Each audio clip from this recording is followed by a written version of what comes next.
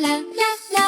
Ngayon sa maaraw na sakahan, ang mga traktor ay gumagalaw at ang mga hayop ay naglalaro.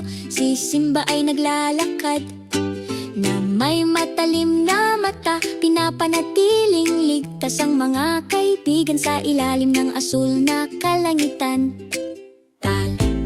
Abalang mga bukirin na may mga batang baka at mga tupa, naglalakad ang mga sisiw at tumatalo ng mga tupa.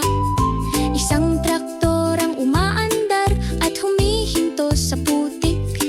Si Simba ay nakakita at nararamdaman ng babala. Si Simba ang namumuno, kalmado at tapat. Tinutulungan ng mga kaibigan na malaman kung ano ang dapat gawin. Sa sakahan tayo'y umaalis, ligtas at masaya. Hip hip hooray!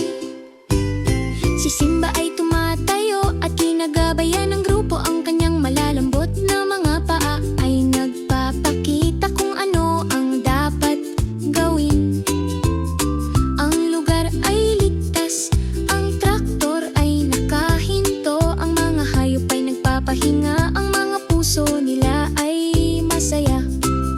Hakbang-hakbang manatili malapit, huwag lumayo.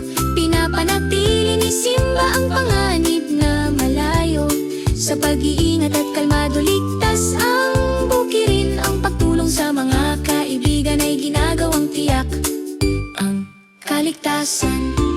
Ang mga hayop ay nagpapakalma, nagsisimulang magpakita ng mga ngiti. Nagkakasama ang mga sisiw